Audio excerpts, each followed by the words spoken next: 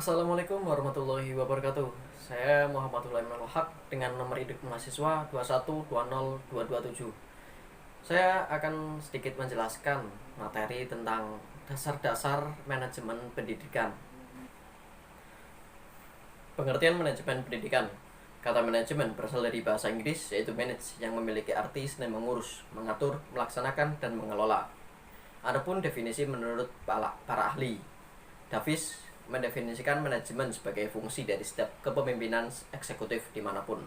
Millet mendefinisikan manajemen sebagai proses memimpin dan melancarkan pekerjaan dari orang-orang yang terorganisir secara formal sebagai kelompok untuk memperoleh tujuan yang diinginkan. Menurut Sudarmayanti Apu, manajemen adalah ilmu dan seni mengatur proses pemanfaatan sumber daya manusia dan sumber daya lainnya secara efektif dan efisien untuk mencapai tujuan tertentu. Adapun gagasan pokok yang dapat dipahami dari beberapa pendapat tadi mengenai definisi manajemen disebutkan sebagai ilmu, karena meliputi hal sebagai berikut. Yang pertama, prinsip dan konsep manajemen dapat dipelajari. Dua, pembuatan kebijakan dapat didekati dengan kaidah-kaidah ilmiah. Tiga, objek dan sarana manajemen adalah elemen-elemen yang bersifat materi. Empat, dalam penerapannya, manajemen membutuhkan ilmu lain seperti ekonomi, statistik, akuntansi, dan matematika. Manajemen berfungsi untuk melakukan kegiatan-kegiatan yang perlu dilakukan dalam rangka mencapai tujuan dalam batasan-batasan kebijaksanaan umum yang telah ditentukan pada tingkat administrasi. Tujuan dan kebijaksanaan pada tingkat manajemen bersifat departemental atau sektoral. Manajemen merupakan suatu proses perencanaan, perorganisasian, pengarahan, dan pengawasan terhadap organisasi dari pemberdayaan, pemanfaatan, juga penggunaan sumber daya organisasi guna mencapai tujuan yang telah ditentukan. Pentingnya studi manajemen. Sejarah mencatat bahwa organisasi pendidikanlah kreativitas kultur kader-kader bangsa di masa depan dapat dikembangkan.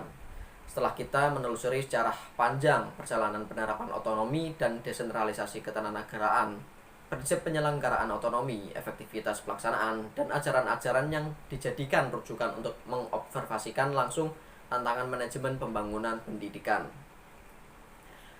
Hakikat manajemen pendidikan terletak pada pengelolaan kependidikan, yaitu pengelolaan lembaga pendidikan yang merupakan sistem. Oleh karena itu, secara keseluruhan yang harus dikelola adalah: 1. Kinerja para pegawai lembaga pendidikan. 2. Pengadministrasian kegiatan pendidikan. 3. Aktivitas para pendidik yang merupakan tugas dan kewajibannya. 4. Kurikulum sebagai konsep dan tujuan pendidikan. 5. Sistem pembelajaran dan metode belajar mengajar. 6. Pengawasan dan supervisi pendidikan. 7. Evaluasi pendidikan. Dan yang ke-8 yang terakhir, pembiayaan pelaksanaan pendidikan dari segala fasilitas, alat-alat, sarana, dan prasarana. Manajemen pendidikan kepentingannya adalah untuk mempermudah pelaksanaan kegiatan sekaligus memosisikan orang sesuai dengan keahliannya. Dengan demikian tujuan akan dicapai secara optimal. Ruang lingkup manajemen pendidikan. Ruang lingkup manajemen pendidikan terutama dilihat dari unsur-unsur yang mesti ada dalam manajemen pendidikan. Sebagai ilmu, manajemen pendidikan memiliki teori dan kerangka pikir yang sudah teruji, terutama berhubungan dengan teori-teori kepemimpinan, teori sumber daya manusia, dan perilaku organisasi pendidikan. Teori manajemen pendidikan yang ilmiah memfokuskan kajiannya pada pentingnya keberadaan pemimpin atau manajer dan perannya dalam suatu lembaga pendidikan yang disebut dengan supervisor. Teori klasik menjelaskan pemanfaatan dan pengangkatan personal pendidikan, tentang tanggung jawab para pelaku pendidikan, serta penciptaan iklim lembaga pendidikan yang kondusif bagi lembaga pendidikan yang sangat bergantung pada sumber daya manusia yang menggerakkan lembaga pendidikan. Karena lembaga pendidikan yang sumber daya manusianya lemah, meskipun memiliki modal dan fasilitas yang memadai, tidak akan bisa meraih keberhasilan. Lembaga pendidikan yang memiliki sumber daya manusia yang berkualitas membutuhkan pembagian kerja yang proporsional dan penempatan para pekerja menurut kompetensinya masing-masing. Dengan demikian, setiap pelaku pendidikan memikul tanggung jawab yang penuh sesuai dengan kecakapannya dan mengikuti sistem kerja yang profesional untuk tujuan pendidikan.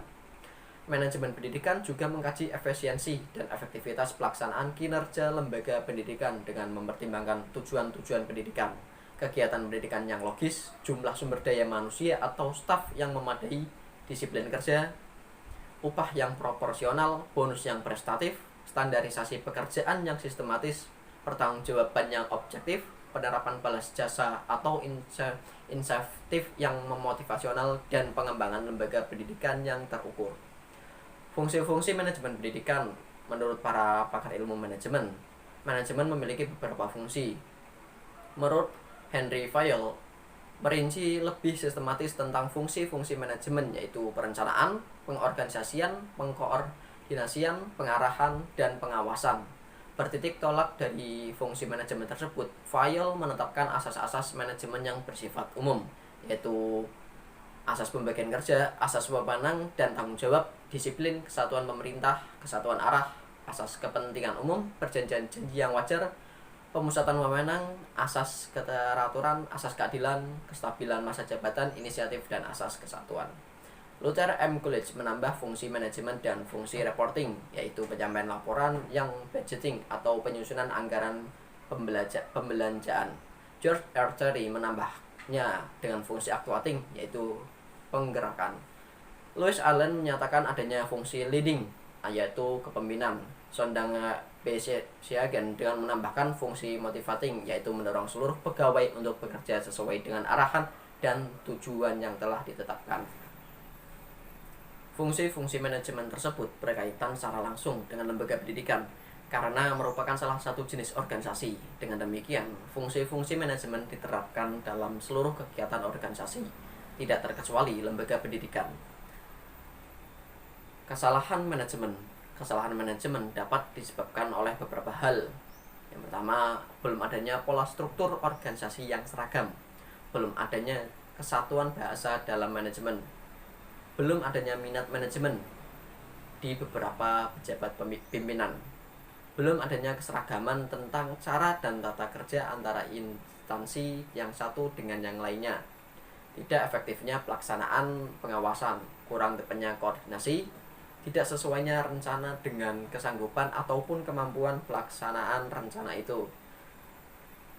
Kalau terjadi perbedaan pendapat antara pejabat pimpinan dan pelaksana, kalau pimpinan atau pejabat pimpinan merasa lebih berhak dan merasa lebih dari yang sewajarnya. Selanjutnya, birokrasi yang berbelit-belit, tugas dan kewajiban pegawai yang tidak sesuai dengan keahliannya, adanya dualisme kepemimpinan, tidak dibuat skala prioritas kegiatan, tidak pernah melaksanakan evaluasi terhadap kegiatan yang sudah dilaksanakan. Agar tidak terjadi mismanagement, sebaiknya setiap organisasi melakukan hal-hal berikut. Yang pertama, pembentukan pola struktur organisasi yang seragam, pembentukan kesatuan bahasa dalam manajemen, penumbuhan minat manajemen atau manajemen manage di beberapa pejabat pimpinan. Perlu adanya keseragaman tentang cara dan tata kerja antara instansi yang satu dengan yang lain, melaksanakan pengawasan yang efektif, koordinasi yang tepat, relevansinya antara perencanaan dan kemampuan pelaksanaan rencana, keterbukaan komunikasi atasan dengan bawahan, penghapusan birokrasi yang berbelit-belit, peningkatan profesionalitas kerja para pegawai, kepemimpinan yang tegas dan searah, pembuatan skala prioritas kegiatan. Yang terakhir yaitu sistem pengawasan dilakukan dengan intensif. Ya, mungkin itu saja yang bisa saya sampaikan. Kurang lebihnya mohon maaf. Hidup kesepian tanpa kekasih. Cukup sekian dan terima kasih. Wallahul muwaffiq ila aqwamit thoriq. Wassalamualaikum warahmatullahi wabarakatuh.